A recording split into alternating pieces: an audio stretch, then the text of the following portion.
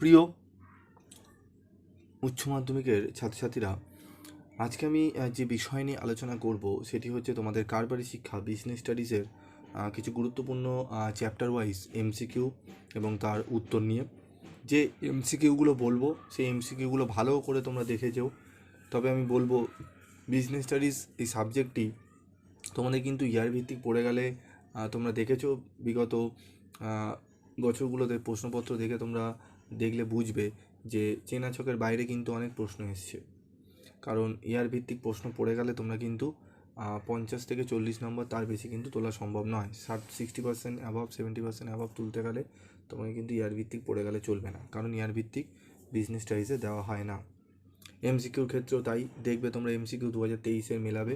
শুধুমাত্র 22-এর প্রশ্নপত্র যদি তুমি বাদ দাও, 22-এ কেন করা হয়েছিল? কারণ সেটি প্যান্ডেমিক সিচুয়েশন ছিল, পাঁচটা ইয়ার পড়ে যেতে বলা হয়েছিল, গাইডলাইন্স ফলো করা হয়েছিল। তাই জন্যই 2022-এর প্রশ্নপত্রটি একটু সোজা এসেছে। এবং 2022-এর প্রশ্নপত্রে বাদ দিয়ে তোমরা যদি বাকি প্রশ্নপত্রগুলো দেখাও, কোনো ইয়ারের সঙ্গে কোনো ইয়ারের প্রশ্ন কিন্তু আসেনি। ঠিক আছে, তাই বিজনেস স্টাডিজটা অনেকের কাছে একটু সমস্যাদায়ক হয়ে যায় যে কোন প্রশ্ন স্যার পড়বো। এতগুলো চ্যাপ্টার থেকে 17-18টা করে কোশ্চেন চলে হয়ে যায়, 12টা-13টা করে প্রশ্ন হয়ে যায়, কতগুলো পড়বো? নিয়ন্ত্রণ থেকে যে ছোটো চ্যাপ্টার, নিয়ন্ত্রণ থেকেই মিনিমাম 7-8টা প্রশ্ন আছে যদি পড়া যায়। সেক্ষেত্রেও আমি তোমাদের বলেছি সেখান থেকেও তোমাদের প্রশ্ন একটু বুঝে যদি পড়ো, দেখবে অনায়াসে তোমরা 4-5টি প্রশ্ন পড়ে নিতে পারছো। যাই হোক, আমি এমসিকিউ প্রশ্নগুলো তোমাদের সামনে তুলে ধরছি। এই এমসিকিউগুলো একটু ভালো করে তোমরা দেখো। ইংলিশ ভার্সনে রয়েছে, ইংলিশ ভার্সন আমি দিয়েছি, কারণ বেঙ্গলি যারা রয়েছে তারা তোমরা ইংলিশ ভার্সন দেখেও বুঝতে পারবে। তো দেখো, বলছে the term POSDCORB is coined by, POSDCORB কথাটির প্রবর্তককে হেনরি ফিয়ল, লুথার গ্যালিক। আমরা জানি লুথার গ্যালিক। ঠিক আছে, উত্তরটি দেওয়া রয়েছে। Managing directors belong to the level of management. কোন লেভেলে ম্যানেজমেন্টের ডাইরেক্টররা বিলং করে? টপ লেভেলে। ঠিক আছে, ব্যবস্থাপনার উচ্চ স্তরে ম্যানেজিং ডিরেক্টররা অবস্থান করে। Management is a science and art both. অ্যান্সারটি দেখতে পাচ্ছ তোমরা। For coordination is needed cooperation. ঠিক আছে, সংযোজনের জন্য দরকার সহযোগিতা। Which of the following function is not a function of management. নিম্নলিখিত কোনটি ব্যবস্থাপনার কাজ নয়? কোঅপারেশন, সহযোগিতা। Management is pure science, medical science, environment science, social science, সমাজবিজ্ঞান। ঠিক আছে, ব্যবস্থাপনা। Who is the author of the book the practice of management? Peter Drucker. তো চ্যাপ্টার 1 থেকে তোমরা এই 7টি প্রশ্ন খুব গুরুত্ব সহকারে পড়ো। তা বলে বলছি না যে এই 7টি প্রশ্ন পড়েই তোমরা চলে যাবে। তোমরা যা প্রশ্নগুলো পড়েছো অবশ্যই সেগুলো দেখবে, রিভাইজ করবে। তবে এই 7টি প্রশ্ন যেন কোনো কারণবশত বাদ না যায়।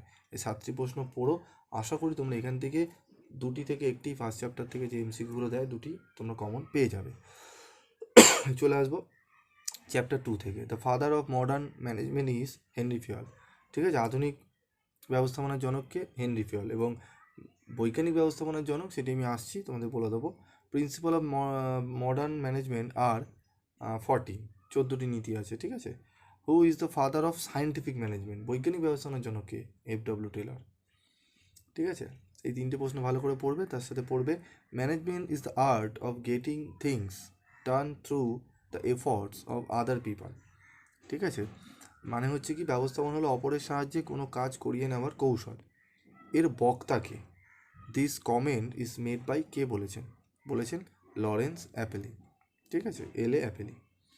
তো এই প্রশ্নটি দেখবে। তারপর দেখবে gang plank is related to communication. যোগাযোগের জন্য গ্যাং প্ল্যান ইউজ করা হয়। ঠিক আছে, এটি কে বলেছেন? হেনরি ফিয়ল। এটিও তোমরা একটু জেনে রাখবে।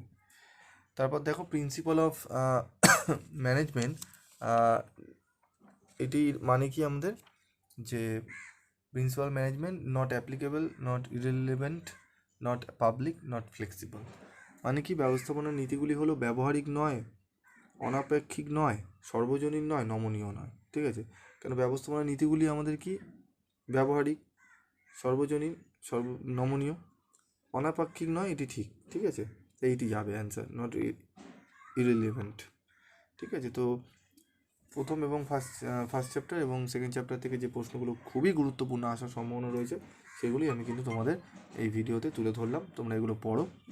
আমি পরবর্তী চ্যাপ্টারগুলো চেষ্টা করছি তোমাদের সামনে তুলে ধরার। ঠিক আছে, তো আজকের মতো ভিডিওটি শেষ করছি। ভিডিওটি প্রচুর পরিমাণে তোমরা বন্ধুদের মধ্যে শেয়ার করো, যাতে প্রত্যেকেই এই ভিডিওর উপকারিতা পেতে পারে। আজকের মতো এইটুকুই।